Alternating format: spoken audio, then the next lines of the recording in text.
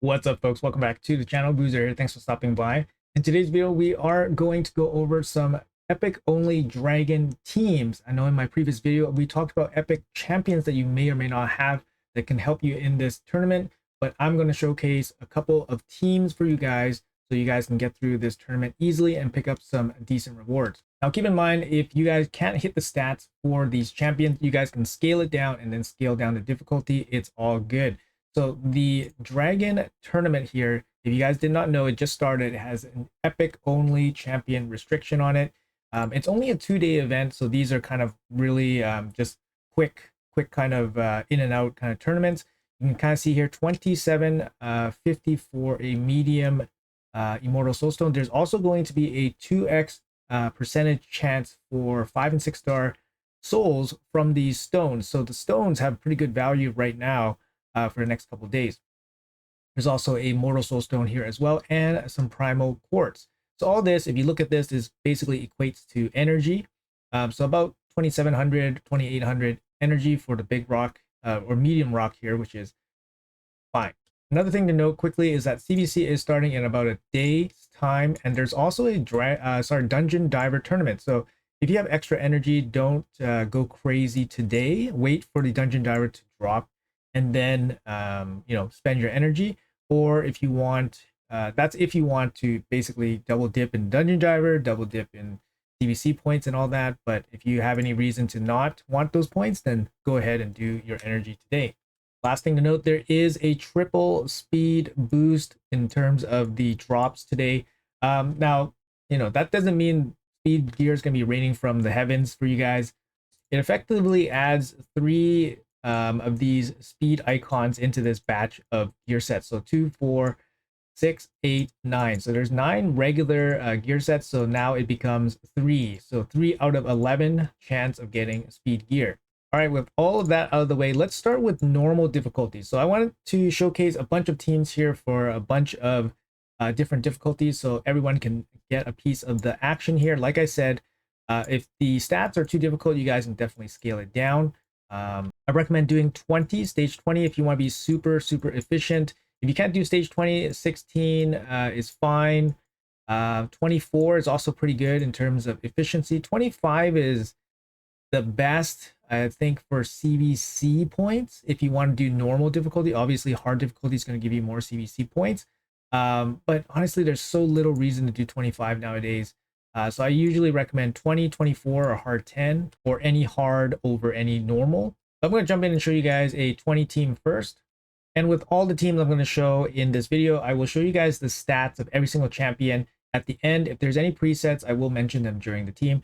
So this is my Dragon 20 team. So let's say I wanted to maximize points per energy spend. I didn't want to spend a lot of energy for the rewards, which kind of makes sense if you're super endgame. You don't really need the gear from Dragon anymore. Triple speed is really hard to get. I mean, for me, I'm looking for legendary plus. Epic plus gear is not gonna cut it for most part, but legendary plus speed gear basically. But I'm gonna use a team like this. So the big thing about this is that you bring a AoE decreased defense champion, and then you bring some max HP to take down the dragon here. So I'll show you guys exactly how this run works. There is a preset here, a little bit of a preset just so you can kill the boss faster. You guys can have a kind of have a rough idea of what's going on here. So first we're going to kill a bunch of stuff here with the takedown ability from the roll guards. And then on wave 2, we're basically going to withhold the max HP slams from the roll guard and then use them against the boss. So that's basically how this AI is going to be working. My roll guards obviously are, end game statted and geared out, so that's why they're kind of chopping through the waves pretty quickly. They're also neutral or positive affinity team here, so you got the force affinity, Dithey, which is strong affinity. Ideally we land the decreased defense and then the max HP start doing a lot of work here, but even if we don't land the max HP, the decreased defense, it can still take down the dragon pretty quickly. You can see here 47 seconds, 30 turns. It should be about 30 turns for this battle.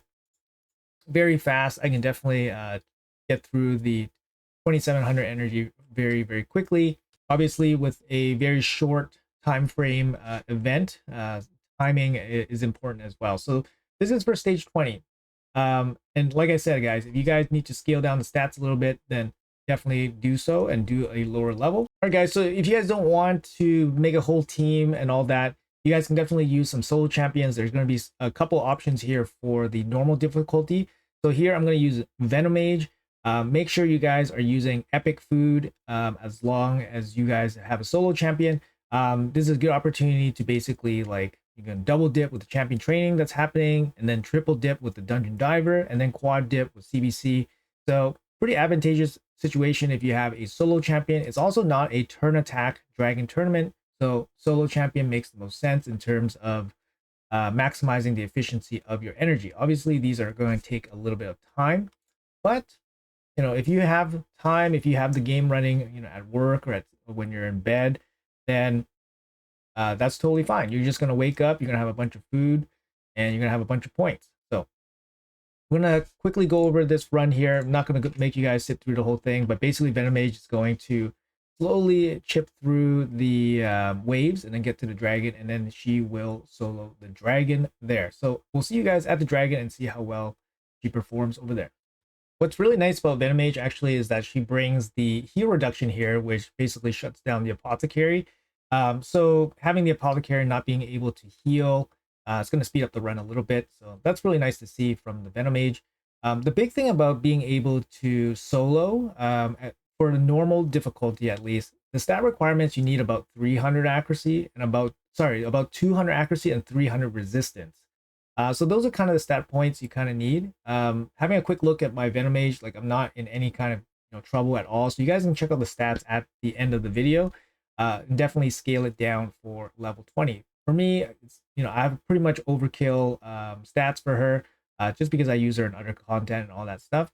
But I'll show you guys the stats at the end of the video. Yeah, so we're just going to slowly chip away at the dragon. Poison works very fine against the dragon here. Like I said, max HP also works really, really well on stage 20. And yeah, this is not going to be, blistering fast run or anything like that, but it's very safe, and it's going to allow you to farm up some food as well. So she's doing pretty good, laying down the poisons, triggering them. She got decreased defense on, landing the poisons, triggering them. Yeah, but it'll take a little bit of time. All right, there we go. Land some poisons.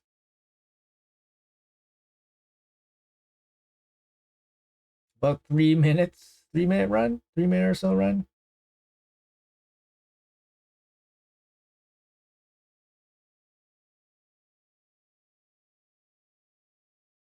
All right, full healed up too, which is pretty nice. So our healing is definitely really strong. But yeah, 310. We got some food here. Stage 20, no problems. All right, let's move on to the next team.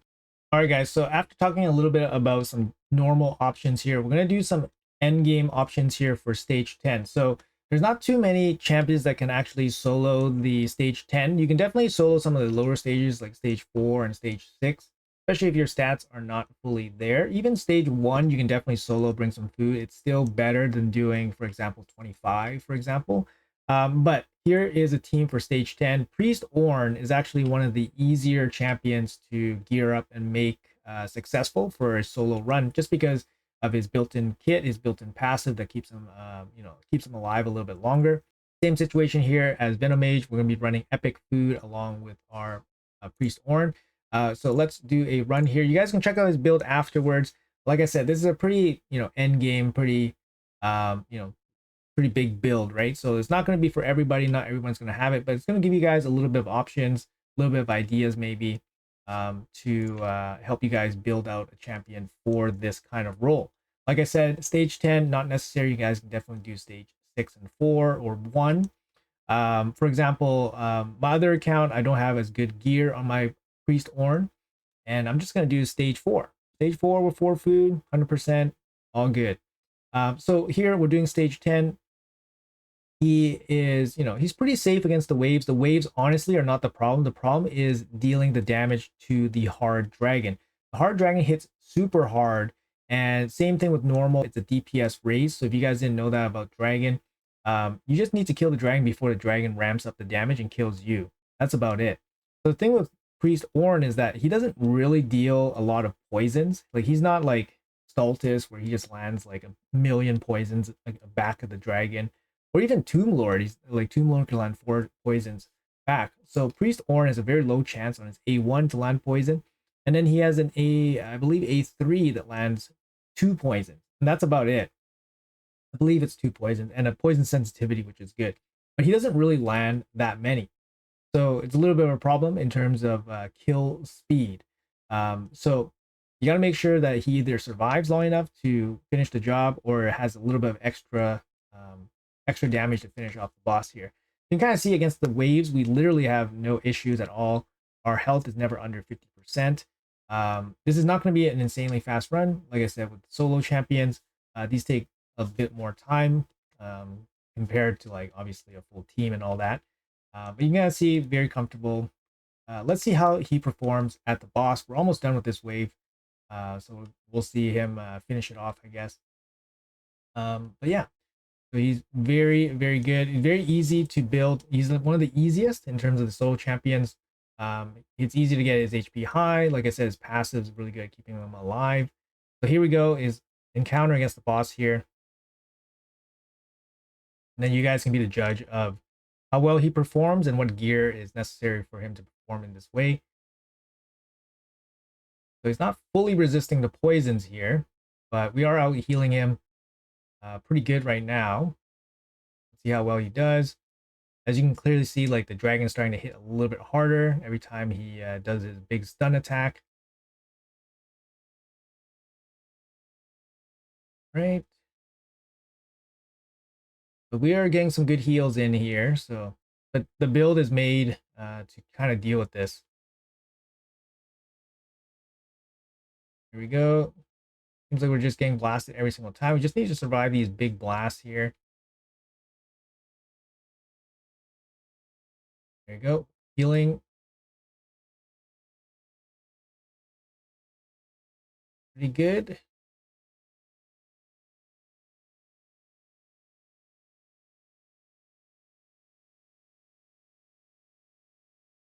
Okay. Like the A1 I swear lands poison. It's just a low chance. It's just a low chance of it happening. And in terms of going into the mastery tree, like you can pick sniper or you can pick duration. That's the thing, right? So here, yeah, 3 minute 38. We got the Ornn solo happening. All good.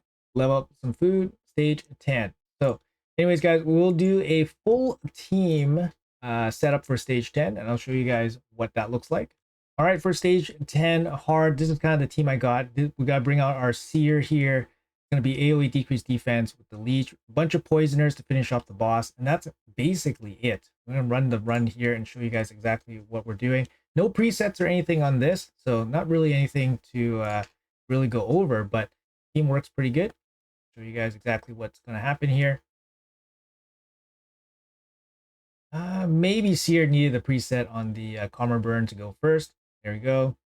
Maybe not. I think maybe, yeah, maybe Seer needed the preset to go first on the Calmer Burn. That probably would have been okay. But I honestly, I just chose to kind of slap the team together. And it worked pretty fine without having to do the presets. But definitely can be optimized a little bit here. Deacon's really good, pushing back turn meter, keeping your team kind of going a little bit.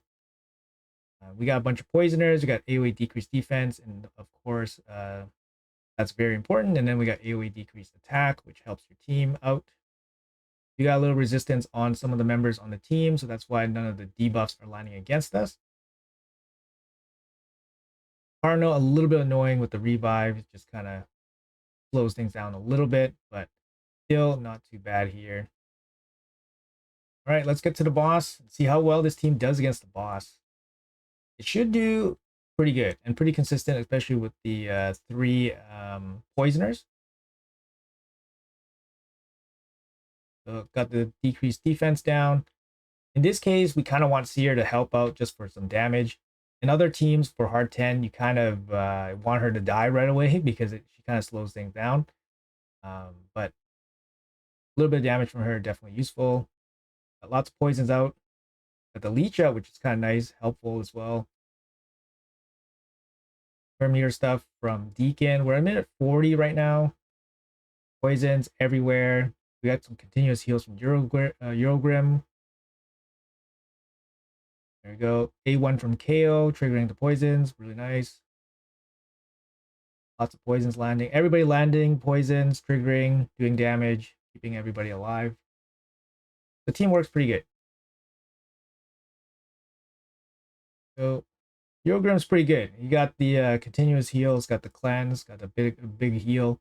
Leech is really nice as well. So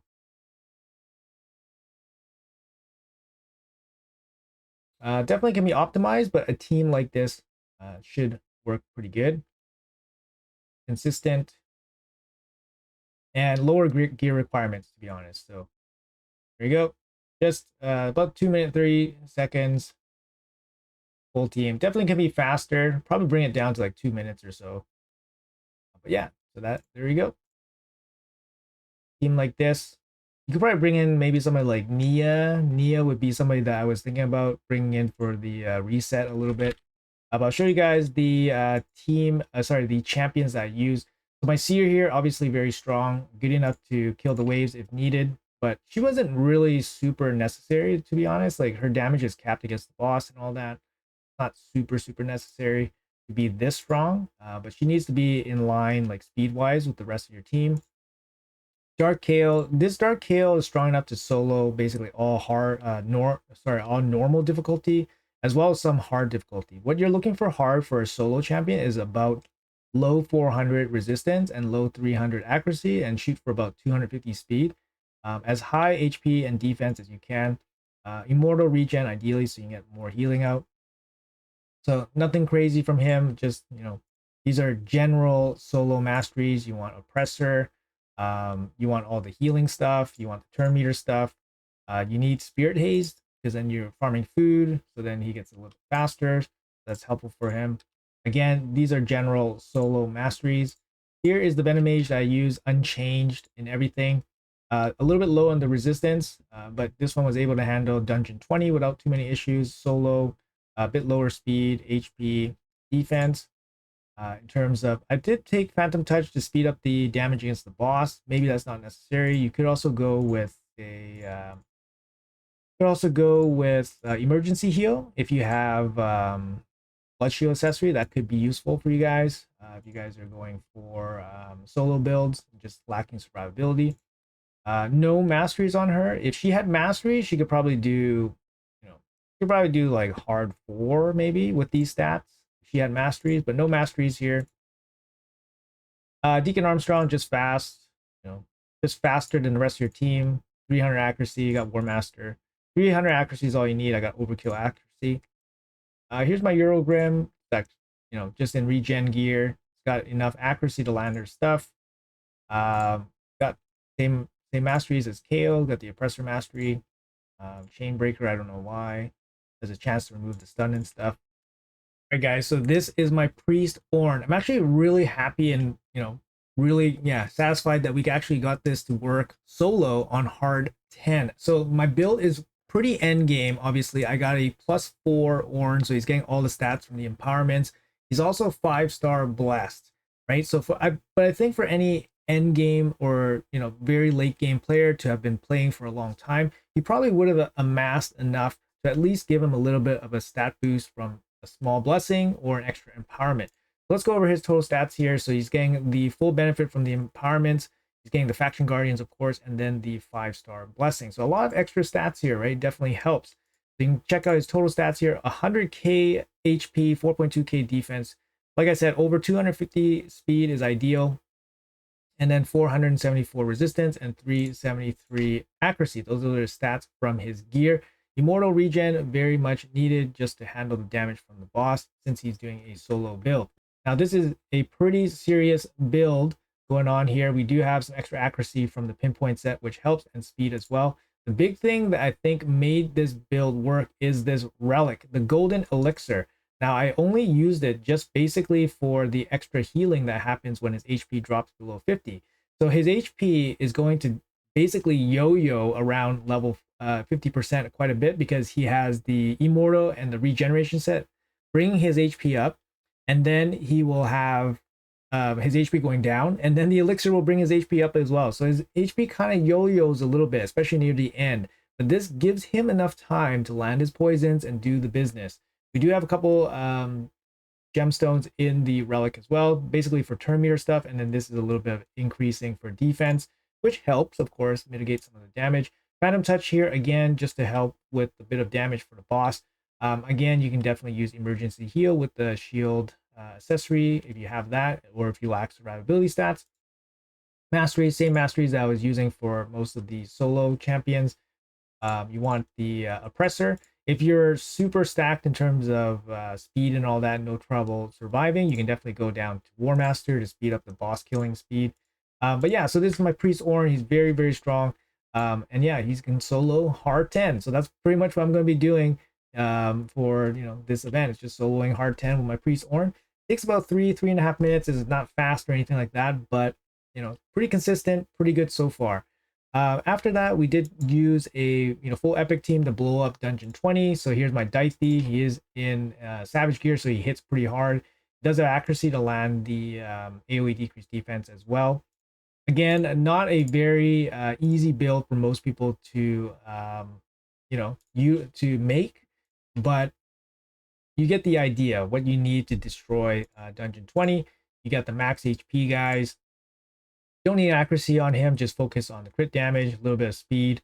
Obviously, crit capped is good. He does have masteries, cruelty for blessing, no relics or anything like that. Relentless is not necessary for us. You just want the stats.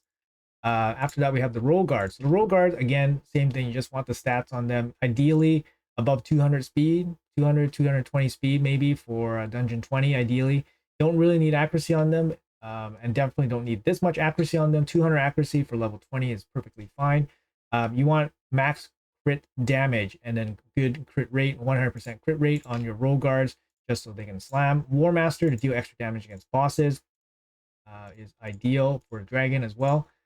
So that's one roll guard. And then here's my second roll guard, which is basically built in the same way. Actually, much less crit damage. And in Relentless set, again, this is not necessary. And then my third roll guard, this one's completely broken sets. Just going for the crit damage and a little bit of accuracy to land all his stuff. So that's all the champions I showcased in this entire video. These epics are, obviously very good epics, not just in this dungeon, but various other dungeons. I don't like to recommend like one-off epics unless, they're really, really good. In this case, probably Priest Orin. Priest Orin is really, really good in this situation. He's also really good against Ice Golem. So if you need him for Ice Golem normal, he dominates there as well. In basically the same kind of build, right? So you can double duty him. He's definitely worth the 60, especially if you're progressing through the normal dungeons. And like I said, he can handle himself in the hard dragon dungeons as well. You just need better gear at the end of the day, right? So anyways, guys, hopefully you guys enjoyed the video. I kind of mash up a bunch of teams here. Hopefully it helps you guys out. Obviously it's going to cater to a wide range of players here. Hopefully it was useful for you guys. Obviously, if you guys don't have the gear for these teams or these champions, just scale down the difficulty a little bit. You'll lose a little bit of point efficiency for your energy, but honestly, it's not the end of the world as long as you're not failing runs and all that. But yeah, hopefully I show you guys what is capable from our epics. They can solo hard 10 now. So anyways, guys, hopefully you guys enjoyed the video. Let me know in the comments below what you guys think, what you guys are using actually. Specific shout out here. I actually missed a Kentum in my latest epic shout out video for Dragon Epics. A Kentum is a skinwalker. He's actually really good at placing the poisons. He also places Hex, and he brings a speed aura as well. So he can actually do some solo work as well. So anyways, guys, once again, thank you guys so much for watching. Hopefully you guys have a great day, and I'll see you guys in the next video.